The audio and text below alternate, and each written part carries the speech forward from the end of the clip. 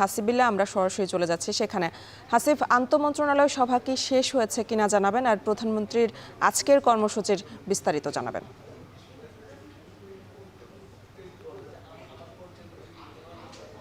প্রধানমন্ত্রী দ্বিতীয় দিনের মতন অফিস করছেন। আজ সকাল 9টার পরই তিনি সচিবালয়ে প্রবেশ করেছেন। তার যে কক্ষ 1 নম্বর ভবনের এই মন্ত্রী পরিষদ বিভাগের 201 নম্বর কক্ষে তিনি মূলত প্রথমে এনএসআই এবং ডিজিএফআই এর সঙ্গে ডিজির সঙ্গে আলাদাভাবে বৈঠক করেছেন। এরপর কিন্তু 3 বাহিনী প্রধানের সঙ্গে প্রায় ঘণ্টাব্যাপী বৈঠক করেছেন। কিছুক্ষণ হলো আমরা দেখলাম যে 3 বাহিনী প্রধানের গাড়ি একসঙ্গে বের হয়েছে, নৌবাহিনী, বিমান বাহিনী এবং সেনা প্রধানের গাড়ি।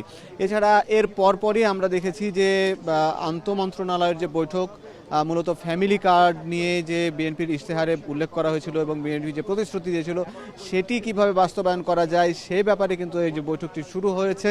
আমরা জানতে পেরেছি কিছুক্ষণ আগে আমরা দেখেছি যে এখানে বেশ কয়েকটি মন্ত্রণালয়ের মন্ত্রীরা প্রবেশ করেছেন। আমি জানিয়ে রাখি যে আন্তঃমন্ত্রণালয়ের এই যে ফ্যামিলি কার্ডের সঙ্গে জড়িত প্রায় 12টি মন্ত্রণালয়, সেখানে রয়েছে কিন্তু স্থানীয় সরকার ও পল্লী উন্নয়ন সমবায় মন্ত্রণালয়, অর্থ মন্ত্রণালয়, মহিলা ও শিশু বিষয়ক মন্ত্রণালয়, স্বরাষ্ট্র মন্ত্রণালয়, শিল্প বাণিজ্য, তথ্য, খাদ্য, দুর্যোগ ব্যবস্থাপনা, স্বাস্থ্য পরিবার পরিকল্পনা, ডাক ও টেলিযোগাযোগ এবং পার্বত্য চট্টগ্রাম বিষয়ক মন্ত্রণালয়ের মন্ত্রীরা এই কমিটির সদস্য এবং তারা এবং সেই মন্ত্রণালয়ের সচিবরা কিন্তু এখানে প্রবেশ করেছেন। তারা যে বিএনপি যে প্রতিশ্রুতি দিয়েছিল কয়েক কোটি ফ্যামিলি কার্ড তারা বিতরণ করবেন যারা অসহায় বা দরিদ্র মানুষের জন্য, সেই প্রক্রিয়াটা কীরকম হবে, যেহেতু ফ্যামিলি কার্ড ইতিমধ্যে চালু রয়েছে, প্রায় 77 লাখের মতন মানুষ উপকারভোগী, কম মূল্যে চাল ডাল বা তেল চিনি এই সেবাগুলো পেয়ে থাকেন। এখন যে বিএনপির এই ইশতেহার, সেখানে ফ্যামিলি কার্ডে কোন বিষয়গুলো গুরুত্ব পাবে, সেখান থেকে কত টাকার মতন উপকার পাবেন সাধারণ মানুষ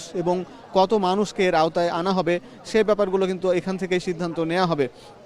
এছাড়া আপনাকে জানিয়ে রাখি যে এরপরে দুপুর 2টার দিকে কিন্তু আরও একটা বৈঠক রয়েছে। সেখানে মূলত এই 5 বছরে প্রায় 25 কোটি বৃক্ষরোপণ কর্মসূচির যে উদ্যোগ নেওয়া হয়েছে বিএনপির পক্ষ থেকে, এছাড়া খাল খনন, নদী খননের যে উদ্যোগ নেওয়া হয়েছে, সেই উদ্যোগগুলো কিভাবে বাস্তবায়ন করা যায় তার একটি কিন্তু পরিকল্পনা করবেন। অর্থাৎ বলা যায় যে বিএনপি যে বড় বড় ইশতেহারগুলো দিয়েছিল সেই ইশতেহার কিভাবে পূরণ করবেন সেটি কিন্তু তার বা এই নতুন মন্ত্রিসভা বা নতুন প্রধানমন্ত্রী তার প্রথম কর্মদিবসেই কিন্তু এই বিষয়গুলো গুরুত্ব পাচ্ছে। এই ছিল সচিবালয় থেকে অ্যানি সবশেষ।